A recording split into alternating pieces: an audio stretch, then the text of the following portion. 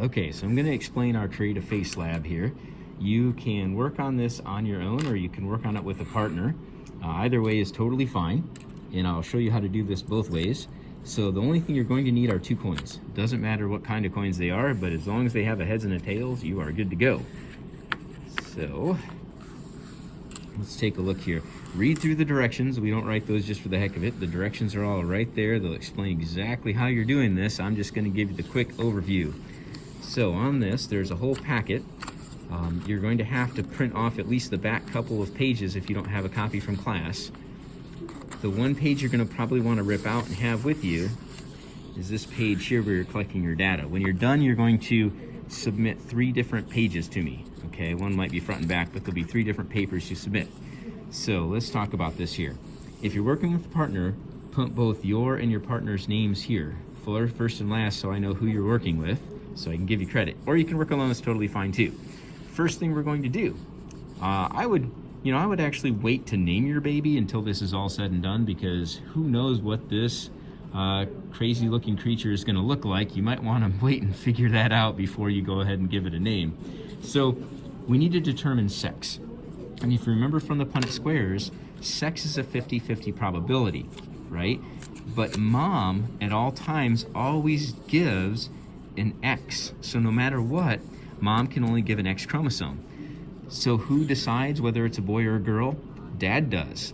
So in this activity, if you're both dad and mom, you get to decide. But if you have decided that you're going to be mom and somebody else is going to be dad, it's okay if you're both boys or girls, it doesn't matter. Decide who's going to be mom and who's going to be dad, because you're going to get genes from both here. And dad is the one that's going to flip. Okay? I forget what it says in the directions here. We said that heads, if it's heads in the directions, you don't have to draw this, I'm just doing this so you can see. Okay, we're going to say if it's heads, I think that's what your direction says, it's going to be a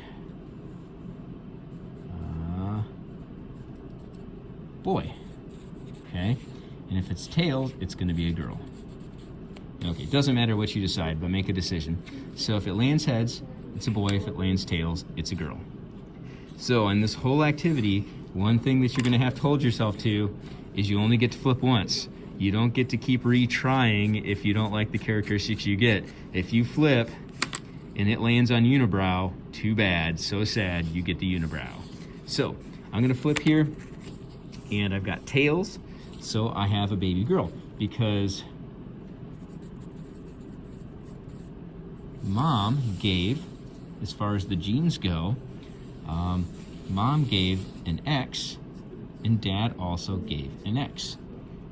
Okay, so that's what I got for my baby. Now, the next step is to figure out all these characteristics.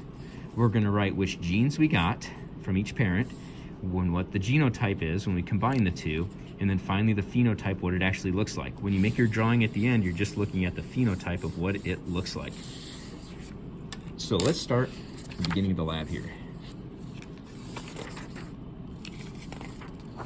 So each of these you'll have to work through separately as you go, but this first one here is about face shape, whether it's round or square.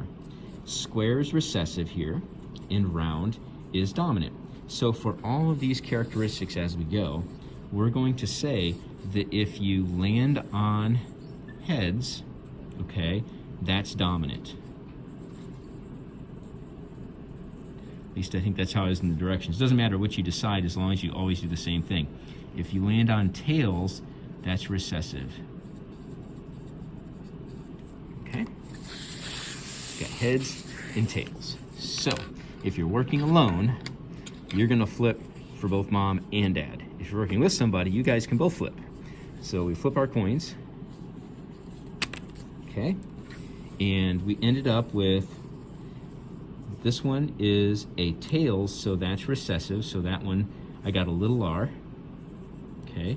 And this one over here was dominant, so I got a big R. How did I know to use R's? Because it shows me what the alleles are going to be right here. So each time they might be a little different, might be using different letters. That's okay. So I'm heterozygous here, big R, little r, for this characteristic. Now, where do I record that? Okay, let's say mom was the one who flipped for face shape and got a little r. Let's say dad had got the big R. Doesn't matter who's who or even really where you put them, but put them together right on the genotype. We'll always write the capital one first, big R, little r. It's my genotype. My phenotype is going to be round, because that's what big R, little r is. So I write round, R-O-U-N-D, round. So when I'm drawing my baby, when I'm done with all this, I'm going to give it a round face shape. Okay, you can look back at these, figure out what they are.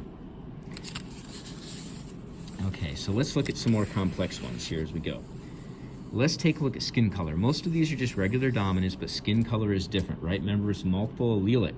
There's many alleles involved, so you're going to flip 3 times because there's 3 gene pairs involved. So read this thing before you go, but basically, lost my other coin.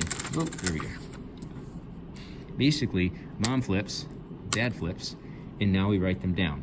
And I got here, we're flipping for A, B, and C alleles. So let's say mom just got a little a, right? And dad got a, now let me do this right here. So mom and dad. Doesn't really matter who goes where. And dad got dominant, so we got a big A. Okay. I now have to flip for B's. So I flip again, I got 2 little ones. Little b, little b. Now I flip again for C's. There's the C's. And I got little. Okay. Now when I go to figure out hair or skin color, all I have to do is count up the capitals, count up my dominants. Well, I only got 1 dominant, so this is a very light baby, light tan for mine. Okay, so I only had 1 dominant. Now how do I record that back here? It's pretty easy.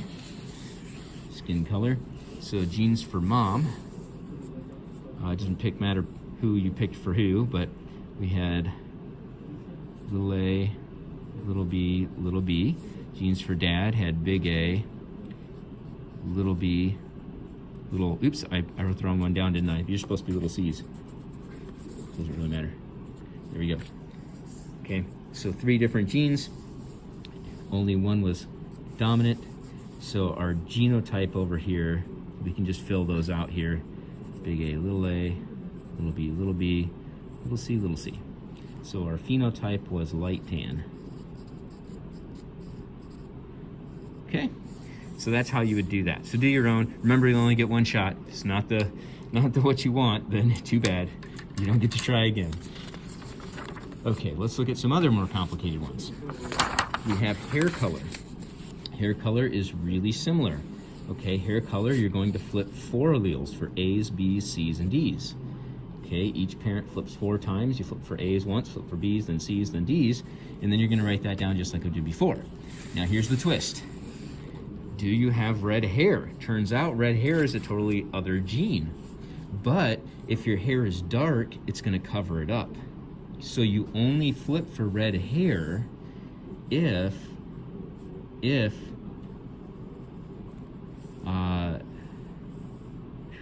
where's that here? If your child has 3 or less capitals up here. So only if your hair color is below this, only if you have honey blonde through white, do you flip for red. If you don't have any of these, even if you got red, it would cover it up with these colors. Okay?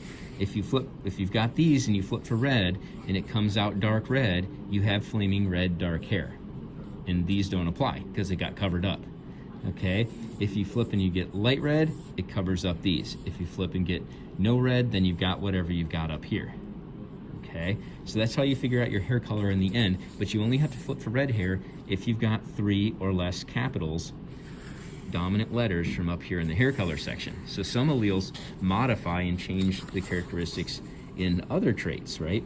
The rest of this is just regular old dominants. Let's look at eye color. Eye color is another multiple allelic polygenic trait where you've got to flip more than once. Okay, so assume there's 2 gene pairs involved. The capital letters represent more color, and the lowercase less color. dark eyes are dominant over light.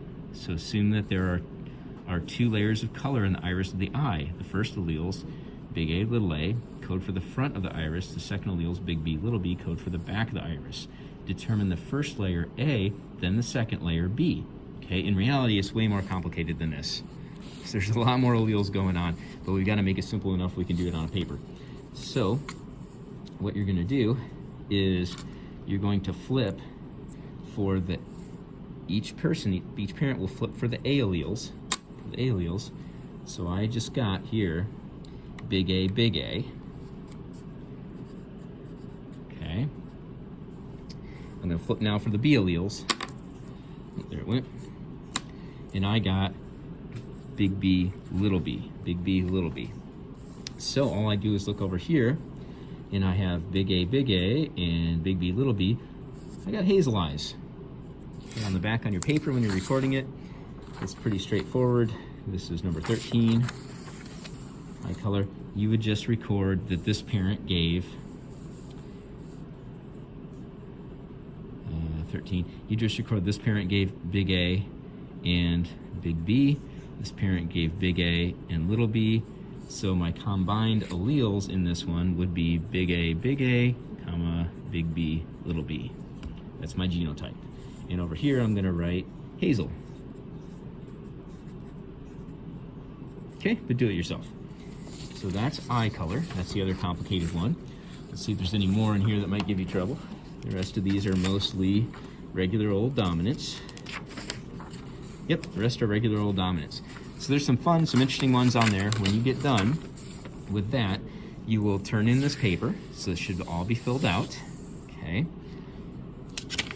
And oh, don't forget to give your baby a bundle of joy a name here. This paper, you've got some definitions. Okay, think about how much is contributing, what percentage comes from mom versus what percentage comes from dad. It should be pretty obvious now. Then we're going to define some words. You can look them up online if you need to. All stuff we talked about. So you're going to take a picture of this, and then one last thing you're going to do is draw me a picture of your beautiful little baby. You can just draw a face picture. It doesn't have to be everything else, but draw yourself a picture. Hopefully it's better than this, right? Try and include some of those characteristics. You can use colored pencils if you want. Let me give you some examples. I'll show you what some of these things have looked like in the past. They've got some really, really good ones.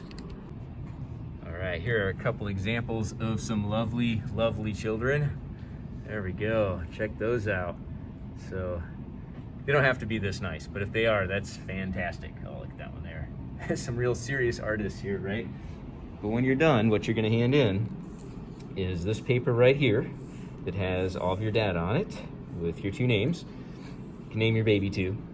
And then your paper with your definitions on it, right? Remember, how much does each child's parent contribute, right? Think about how much comes from dad, comes from mom. And your baby picture, which will hopefully look better than mine.